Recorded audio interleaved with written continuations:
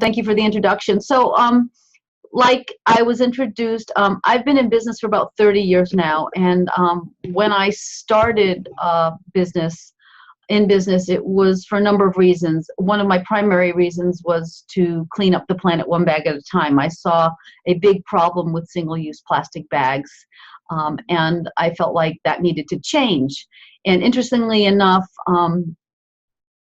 the only bags that I could find at that point, way back when in 1989, which is almost 30 years, were bags from the library, which were perfect for carrying books, but not good for broccoli and cauliflower.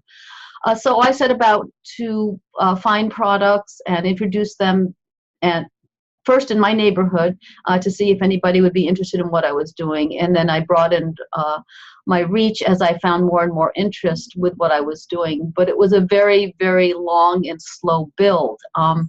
And what I do in the book is I talk about how you can, as an individual, use business as a currency for good. And the way this parallels with what you can do as someone in a library in a position where you can effect change is you can actually create opportunities that invite people in to take actions that are in the direction of being more environmentally friendly, eco, green, whatever you want to call it. And you can do very small steps that set off a chain reaction and grow over time. Because when I started with my business, and excuse me, I'm just going to set my timer so I know I don't go over.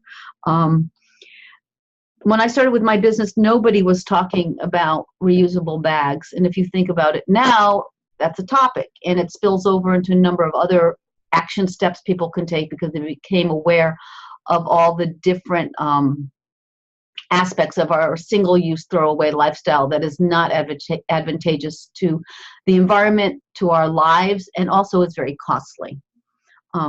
So the parallel here is that simply you don't have to do something really big. You can take tiny incremental steps and you can have an impact if you're extremely intentional about it. And that's what I call the magic of tiny business, but it's also the magic of tiny steps. Tiny as an intentional. So we're EcoBags products. We've been doing canvas bags and filet net string bags and produce bags and bread bags and all sorts of bags that are reusable for up to 10 plus years to replace single-use plastics.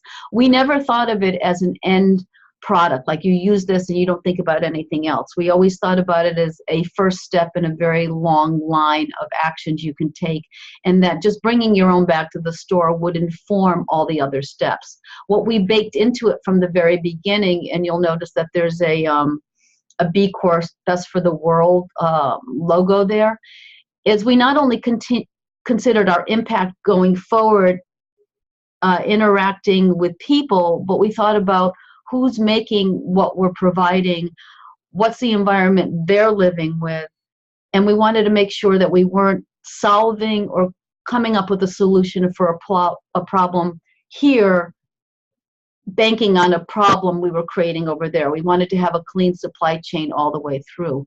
How this applies to you making different decisions is the different vendors that you choose or have the ability to choose or introduce and roll out over the years, that you think of this more holistically.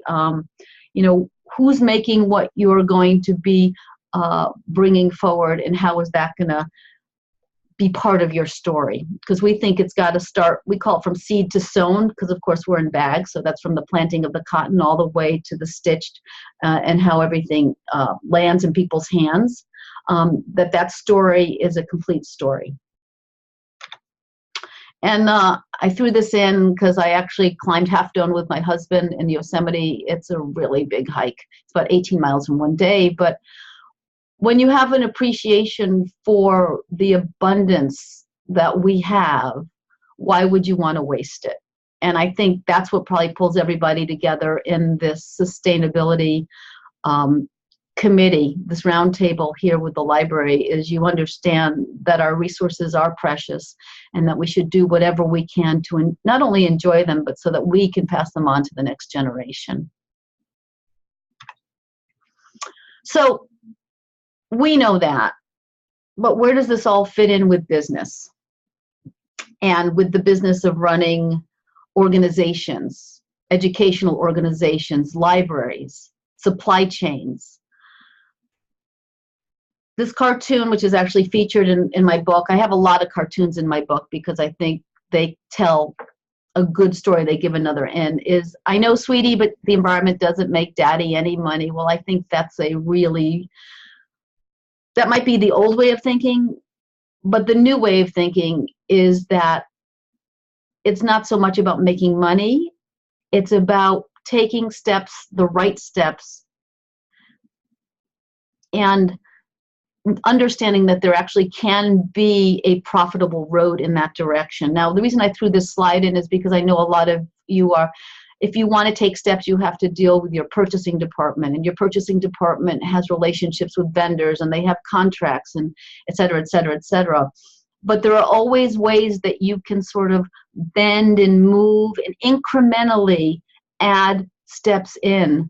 I think it was Jean who was telling me that she couldn't put refillable water stations in the cafeteria because there's a contract with a soft drink company that prohibits that, but you could put the refillable water station in the library, and that students go to the library specifically to refill their water bottles because they don't want to not only have the expense of buying water, but they're making the choice because it's a personal choice, because they understand that that's wasteful.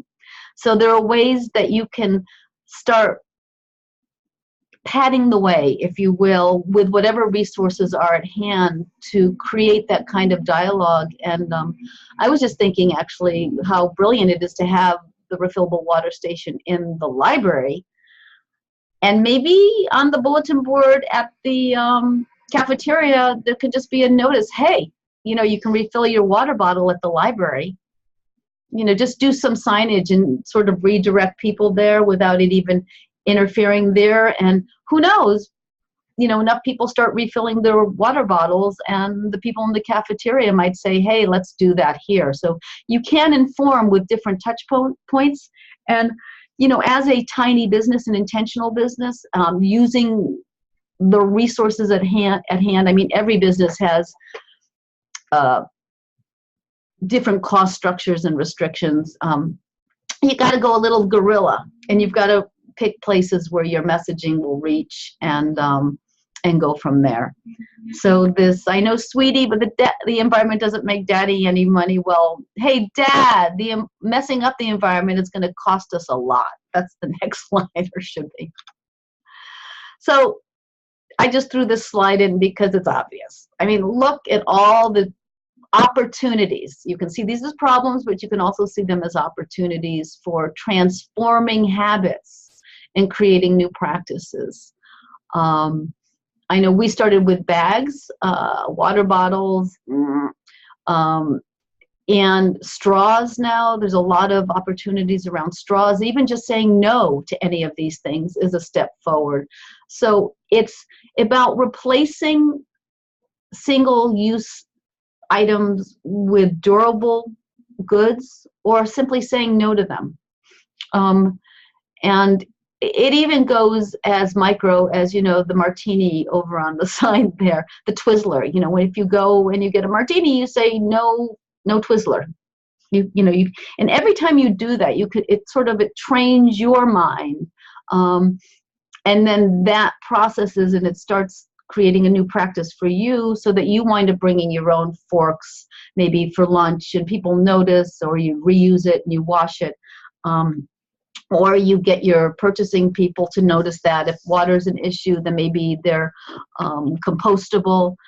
There's just so many options out there right now. When I started, there were like none.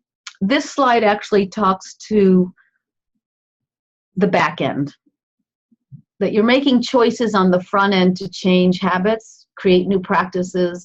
Always think about where the goods are coming from, and it's becoming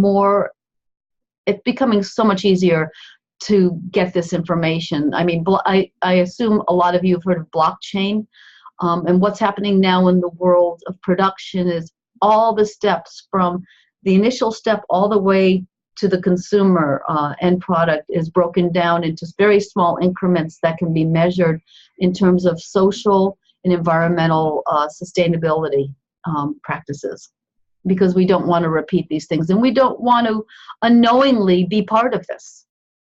And that's part of the story, and that's actually part of the story that you can communicate even if you've got only the refillable station at the library. You might say, consider saying no to that straw, or consider where your jeans are made. I mean, there's a lot of ways to approach this. I'd say always be incremental. Don't be preachy, be teachy. Always invite people to consider. And actually in a library, you have a perfect opportunity to put books near the refill stations that may be even addressing this, and or other seminars that are coming up on campus, and link things. Because what I found is that people don't link them themselves, so you need to link all these things together. It's like someone going to the store with a reusable bag and then putting all their produce into plastic bags. It doesn't make sense. So we started with this traditional string net shopping bag, and what we say is, don't go mental. Like, don't drive yourself crazy trying to do everything. Go incremental. Pick the places where you can really make an impact, because tiny actions can make huge impacts. It's like that that visual of one drop of water. You're one drop, another drop, another drop, drop, drop, drop, drop, drop, and the next thing you know is you have the Hudson River. And by the way, that is the Hudson River. And Pete Seeger years ago said, if you bring people down to the river, they'll see how dirty it is and they'll clean it up. So he built a boat, the Clearwater. People were curious about the boat, not so much the river, because it was kind of stinky and smelly. They came down, they saw the boat, and the river's way cleaner than it ever was. And it's getting cleaner every day. I actually swim that bit right there. It's about a half mile, 3/4. So what's underpinning all of this is you're not alone. The statistics that were done by the National Marketing Institute in 2016 say that this is not a fad. People want to do this. It's just that our lives are all so busy. So I just think you always have to make it as easy as possible for people to make the changes that they want to make.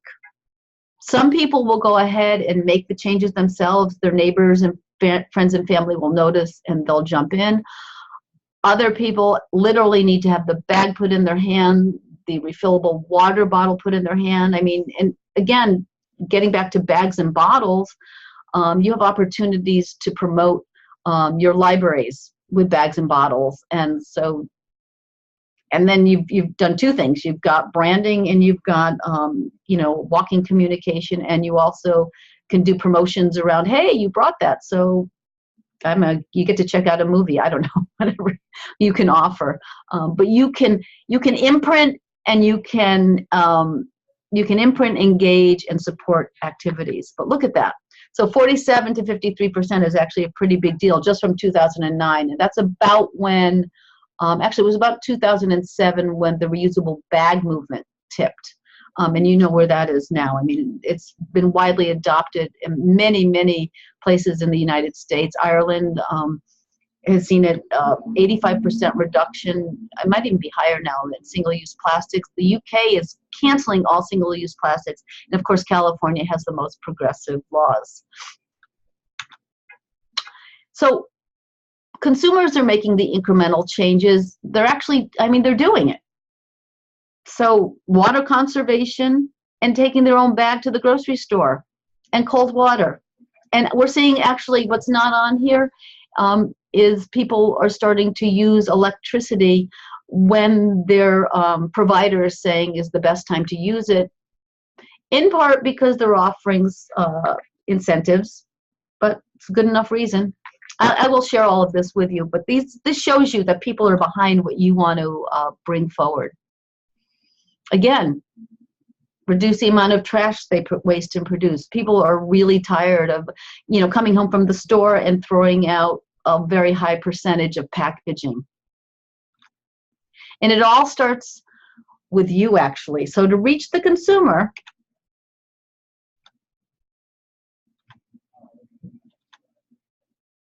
right there, and you're right in, you would be considered in the retail category because you're going to be finding the manufacturers are going to the suppliers. So the pressure, there's consumer demand, and you can fill it by finding the right suppliers.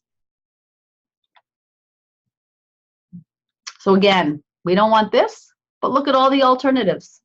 There's a zillion alternatives on the market right now. And there's lots of ways you can find on the internet to communicate what's going on. Because ultimately, what we want is a clean environment. And I just love this quote from Pete Seeger. I mean, if it can't be reduced, reused, repaired, rebuilt, refurbished, refinished, resold, recycled, or it's being blocked by my thing, then it should be restricted, redesigned, or removed from production. We can work towards that. It's not 100%. But no one, I like to say, likes to go to the beach and have a plastic bag wrap around their ankles. So it's really up to you to think of what can you do in your position as a librarian. You're where people come for information, but they also come for experiences. So you can provide that kind of experience because you're a touch point for what's already being desired. And I'll tell you something, it's a movement, really, because when people see other people doing it, they want to do it too. I know that from bags in grocery lines, and I know that from water bottles. So that's about 15 minutes. I didn't go over, I went under. Let's see, anything else I wanted to say? I just think I want to lean on the point again that you want to invite people into this conversation. You don't want to push it. And there's just so much information out there now. And if you go to Tree Hugger, if you go to Five Gyres, if you go to the Plastic Pollution Coalition, there's more than enough information there to engage the people who come into your facilities to understand and really embrace the bigger why as to making those incremental changes that can actually roll out into really larger movements. I mean, I was on a blog the other day called litterless.com, and I would urge you to go there. There are so many zero waste shops and bulk stores showing up, and these are not like the ones when I was much younger living in New York, which were kind of grungy.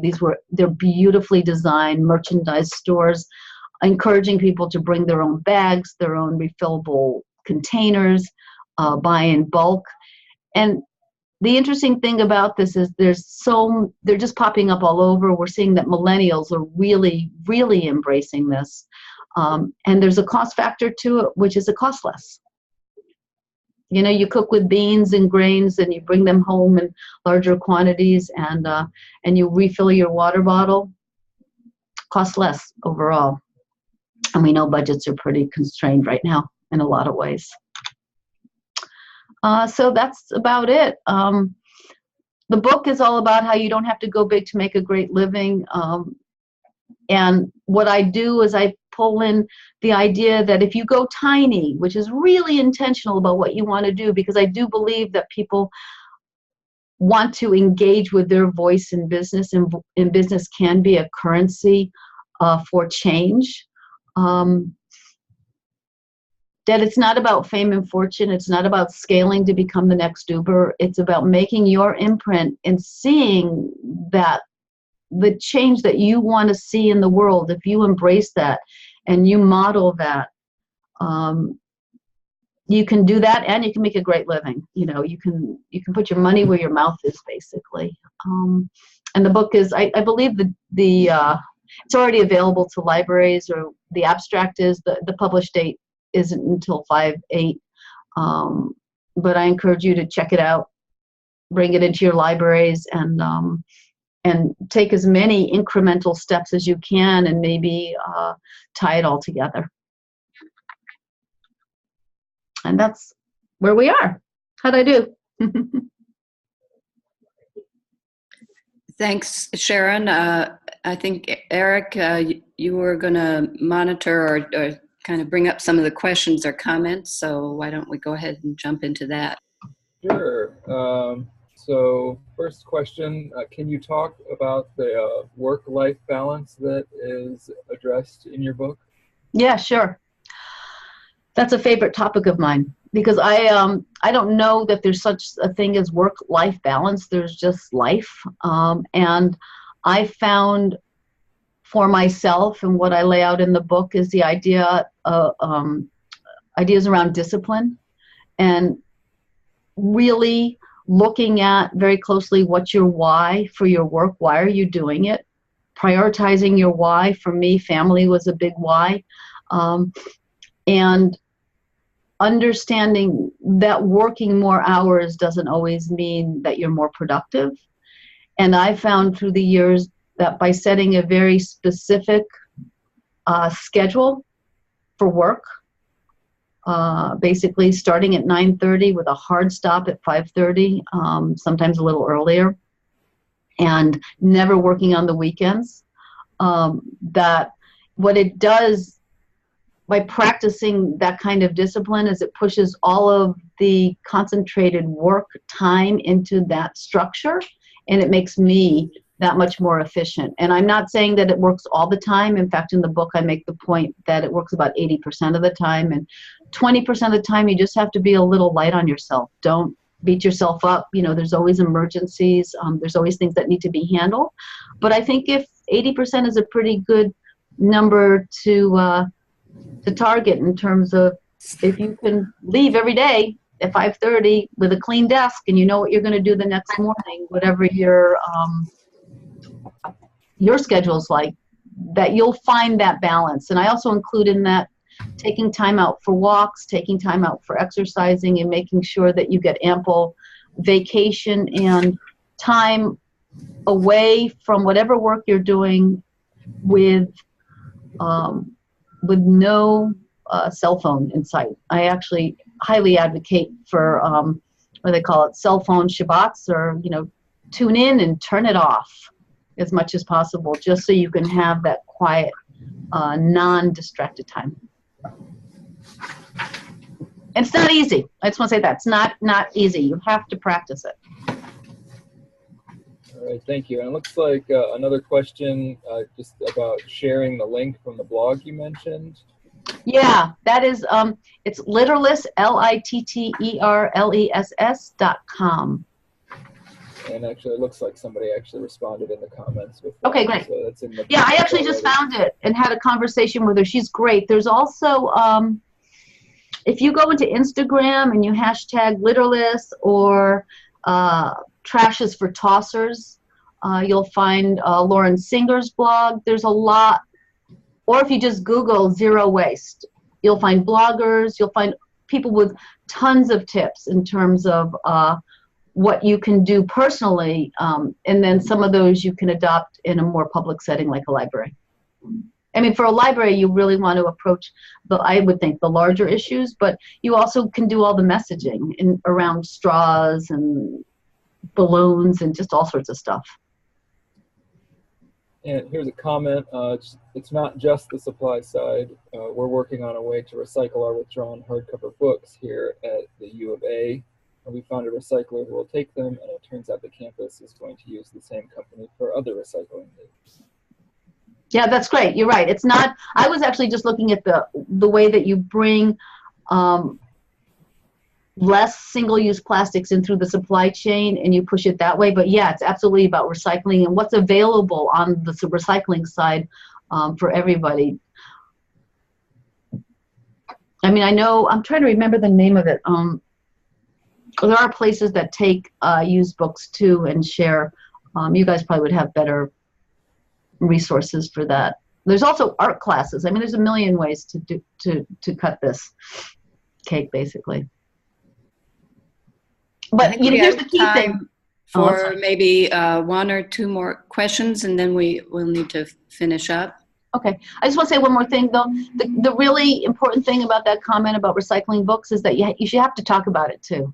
And you want to talk about it. And you want to talk about it in as many ways, in as many communication vehicles that you have on campus so more people know. You think people know, but until they hear it like 3, 4, I think it's 9 times, they don't really know. And so maybe for our last question related to the technology supply chain. So technology use, with computers and cell phones, they're kind of an essential part of modern life, for personal use and working in libraries and other areas. But there's a lot of environmental damage that comes from the production of the component parts, and with the planned obsolescence of electronics, they only last for a couple of years, and then you have to buy a new one. Do you have any thoughts on how we can try to reduce the amount of waste that goes into that? I'm not on that side, and I have a friend of mine. His name is Tim Frick, Frick. If you Google him, the name of the book just totally went out of my brain, but he specifically addresses that. Because you're right, technology uses a ton of, first of all, energy, and then is really wasteful. It's staggering what's happening with Bitcoin and stuff like that. And for that, obviously, you have solar and alternative energies, but you can't always put that, you may not even have any input on that. So that I'll have to pass on. But Google Tim Frick. His company is Mighty Bytes, and he writes about that. And if I can find the title, I'll actually send it to Jean, and you can spread it through everybody. I also want to say, too, there's another library in close to where I am, and they've adopted a lot of green practices, not only from single-use items, but in lighting and all sorts of, and timed on and off, not just for water, but for lighting. And I'll share that. I wasn't able to find it before this webinar. I looked, but I couldn't find it. But I will. Because there's a lot of green business challenges that are being put up, and the green business challenges are for business, but they're also for nonprofit organizations. Okay, I think we need to go ahead and move on, and I'll mention that we are recording this, and we also can grab all the chat comments and questions. And so we'll pull these things together and get them sent out, and possibly share them. We can share them with you, Sharon, and if you respond, we'll find a way to get responses out to folks who've attended. Yeah, that's great. I think that a key takeaway for everybody is don't be disappointed if you can't do the big things. Start with the really small things. Yeah, thanks. Find small successes. Can you move the slide to the next to conclude here? Yep. Yeah, is that the one you want? Right. Okay.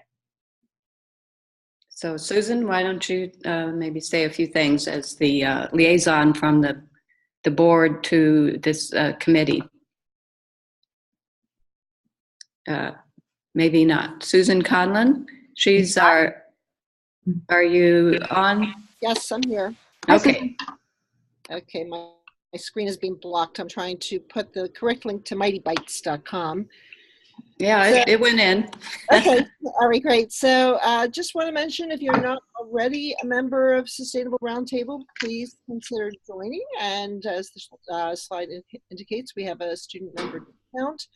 And also save the date for Sustainable Roundtable programs at ALA Annual New Orleans this June. It's running the 21st to the 26th. Hope to see you there or participate in the virtual meetings as well. And many thanks to Sharon Rowe for joining us today.